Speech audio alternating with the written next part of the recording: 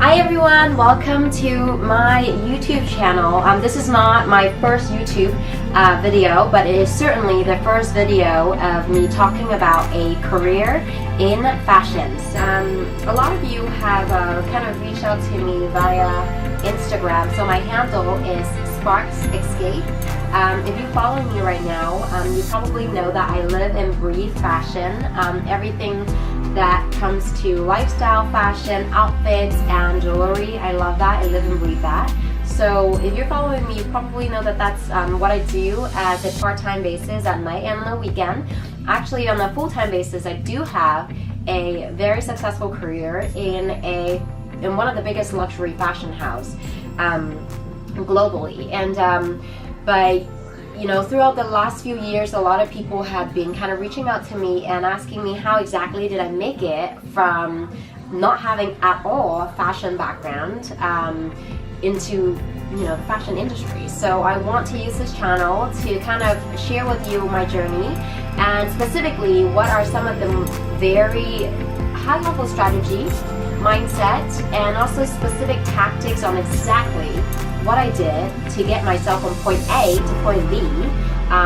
If this is a career you desire, and if this is something that you want to do so badly yourself, continue watching this. I want to kind of bring you through my journey, this thing called life, on some of the background of the path that I went through myself, because without this background story, it probably won't be as substantial to how those steps taken has kind of guided me through my journey from going in university, knowing that I want to do fashion, but didn't exactly land into the fashion at first. So let me just, without getting further ado, let me just jump into it. So you asked me, how do I know I want to be in fashion? I just know the moment I know things. I used to dig into my mom's closet, and she knows probably. I would flip through all her purses, all her clothes, try on all her shoes, climbing into everything and trying on everything. Also going through her makeup desk, vanity desk, putting my nail polish and end up spilling it and made a huge mess, which I tried to hide but didn't really do a good job. My mom knew all those things but didn't say anything. So I knew from a very early age that fashion is what I love. It's what lights me. It's what burns, keeps my fire going. So that's that. Fast forwarding years, I went to high school, kind of going through the motion, moved to the US with my family, but my parents divorced, so I, coming from a well-off family to once we got divorced, financially wasn't doing so well, and so I just knew I want a job that's going to pay a lot of money so I can support my mom, my family, and etc. So I went to school at USC, University of Southern California, so fight on Trojans. I went to college and I studied international business. Not really in fashion, but I wanted a career that's going to pay a lot, and it seems like business would be the right choice. So I went for it, and then I studied finance because all my friends back then told me investment banking is what is going to make the big bucks. So I followed, because what did I know? I was 18 and 20. I didn't know anything. So I did. I'm not saying iBanking is not a career. There are plenty of people who love it. It just wasn't for me, now that I know. Even though it was going to make me a lot of money. So I went through college, studied it, and then hindsight, that was probably the best decision I made, because studying business and finance gives me a few critical skills that nowadays in a career, any career as a matter of fact, is going to help you tremendously. And those things are analytical skills, let me repeat, problem solving skills, let me repeat, again, it's problem solving, and also soft skills, which I think I'm going to make another video talking about those things. What are the critical characteristics that any job or in fashion industry is looking for? So I went through that, studied, graduated. At the time, I graduated literally at the worst year. In 2009, economy tanked. Gosh, boy, was I super nervous, and I just didn't know if I was going to get a job. So I worked really hard. I interviewed many jobs, and I remember vividly I would practice in front of a mirror, interviews, questions, like super many times, one after another, until I believe I'm ready. And which is super important, and I'm gonna probably make another video talking about that as well, how to interview and just ace that interview, knowing that you're gonna get that effing job. I landed a few offers, thank God, and I ultimately picked KPMG, one of the biggest consulting and accounting firm worldwide, where I met my current fiance. He's the sweetest guy I know, very successful himself, and also made a lot of really lifelong friends from KPMG. It is a very good organization if you have an opportunity there, or at least in the offices that I've worked in. And so hello to any KPMG friends who are currently watching this right now. So I started my career there, and worked a few years, did the busy season, did the 70-60 hours per week, which was killer. I mean, I give props to anybody who go through that year after year. Some people thrive in that environment. It just wasn't for me. I knew my soul was just slowly dying, and it wasn't for me. It wasn't my calling, and I was like, oh my gosh, I can't keep on doing this. And at that time, I was relocated to Arizona, and because the economy was doing so bad, they overhired, and they asked me, Frances, can you move to Arizona? I knew if I didn't say yes, I would lose the offer. So I went. And it was an amazing 1.5 year learning experience for me. But then I kind of sort of got a bit depressed there because I didn't know any friends and family. Part of it was my fault because I didn't want to get too comfortable there, because I want to move back to LA. Didn't want to settle there. So I subconsciously made a choice not to make any friends. Does that make sense? And then eventually I told my partner, I need to move home. I'm so unhappy here. Can you please move me back? And he did. I was a high performer. I got promoted so quickly. And I moved home. I moved back to LA. And still, I wasn't happy. It was, I got my second offer from Deloitte, doing more of a consulting job, leaning away from tax advisory. It was a really good opportunity, because I got to use my problem-solving consulting hat, problem-solving in terms of strategy, helping clients understand how to approach issues, what are some of the creative solution, thinking outside the box. I really loved that, actually. But then the hours were just brutal, and it just wasn't for me. It's not for everyone. I mean, some of the people who love it, like, good for them, but it was just not for me personally. So I knew I had to move. I had to do something. And in the back of my head at that time, I'm like looking at jobs at Chanel.com, because that's where my dream job would be. And I'm like, oh my gosh, there's no way. I was in LA. The job is in New York. This landscape is so competitive. Like, how am I gonna make it? No way. And so I kind of put that under the back burner, knowing that it just wasn't gonna happen.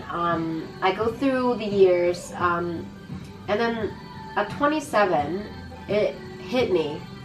Wow, Frances, if you don't make that move now, you're just gonna settle here and meet a guy and probably just continue be here without trying your passion, what you love. At that time, I just told my Mom, I want to move to New York. And she's like, what? You just moved back from Arizona. What are you talking about? The tiger inside of me, yes, I'm a tiger sign in Chinese, and I'm also a tiger sign, so I'm a spiritual animal. So I just was like, no, I am going to go for it. So I told Deloitte, asked them, can you please move me to New York? I am a very high performer, and so they agreed. They moved me to New York, gave me a role there. Very happy. Obviously, this was part of the plan and transition. In the back of my head, I always knew that it was a way for me to continue having a job, income, steady income, while pursuing my dream job. From there, I got into New York. I settled in, worked another probably 9 months to a year at Deloitte in New York office. But thinking back, I was miserable. I was not happy. It just was drying up my soul. And to this day, I still have some friends from Deloitte. So also, if you're watching, hello there. Not saying it's not a good workplace. It's just it wasn't for me, and I knew that wasn't where I go. It wasn't my story. It was part of my stepping stone. It just wasn't where I'm meant to be. It's not my calling. So that year being so miserable, that's also the year that I started dating very seriously with my current fiance. He knew my struggle. He saw how miserable I was. I would cry. I'd come home and cry. I mean, I told him, like, dude, I can't do this. I can't continue on. So I made a conscious choice in making sure that I would work towards my goal. I made a choice because I know if I don't change my current job, I would forever be miserable. So if you are currently in that position, I urge you, change the job. Because if you don't love your job, unless it's just some extraordinary circumstances, I can guarantee you the next one, even though if you were to take a pay cut, which I did take a pay cut, you will end up making back that money in time because you're passionate about what you do. And that just speaks volume. It may take time, but it will come back because you enjoy what you do, and it will show and it will glow. And so I applied job after job after job. I mean, that went on for a while, and I keep getting rejected. Sometimes I would get through the last final interview and then I didn't get the offer, and I almost gave up. I remember there were recruiters who would tell me, like 5 recruiters who would tell me, before I moved from LA, they were like, Frances, you are a very strong candidate. Yeah, you have the KPMG and Deloitte feather on your cap resume, but you're not going to make it because you don't have fashion background. Well, my heart drops because it's just discouraging, right? But the tiger inside of me was like, I'm going to prove you wrong because I'm not going to take no for answer. That's not my destiny. So at the time I almost want to give up, I didn't. Because when you give up, you're done. And this is where the difference is, winner and loser, right? You just keep pushing. If you want it that badly, you push through. And so I would cater and edit my resume in the next videos I'm gonna make. What are really specific point strategy, working smart in making that happening. It's not just about the talk and the journey. Yes, it's important, but it's exactly what I did, which I'm going to share with you in the next video, so please stay tuned. So I applied, and then finally God made this happen for me, truly. And it's a little bit spiritual, but for those who believe in God, you know what I'm talking about. When there's just no coincidence. When God gave you that chance, I just grab it like the horn in a bull. I remember the day when I walked down 57th Street. Chanel flagship was right there. Dior, like Fendi, LVMH. I told my mom. And Mom, if you're watching, hi. Yes, I'm sharing the story with people because it's important. I remember I told my mom, do you see that Chanel flagship? I want to work above that. I want to work in the corporate office. And my mom turned to me and said, Frances, Yizeng, yes, Yizeng is my Chinese name. You're going to work there one day. 6 months later, I landed a role in Chanel. And it's a very funny thing because I somehow got connected to this girl on LinkedIn. Her name is Bess. To this date, I'm still friends with her. She changed my life. She changed my life, and I'm gonna talk in the next video on, you know, what steps I took to get connected to her.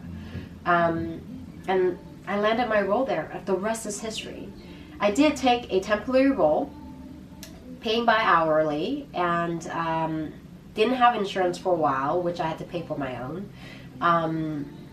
But I did a very good job, and they hired me on board for the full-time role quickly.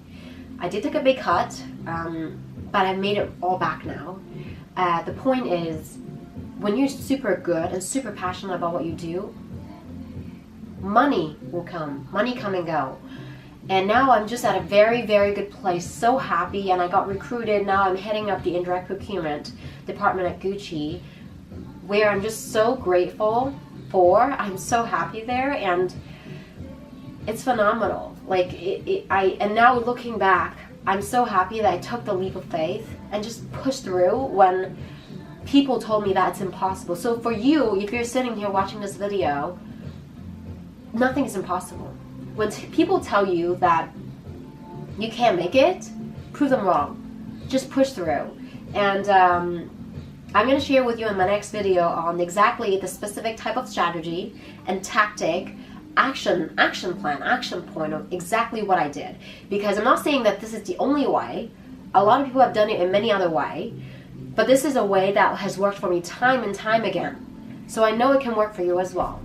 Maybe, of course, you need to tweak it to your personality, but you know, this is a way for me to share with you of my strategy and how I've made it without any fashion background. I hope you enjoy it, and please stay tuned in my next video if you really want to know what are the specific steps in how I've made it.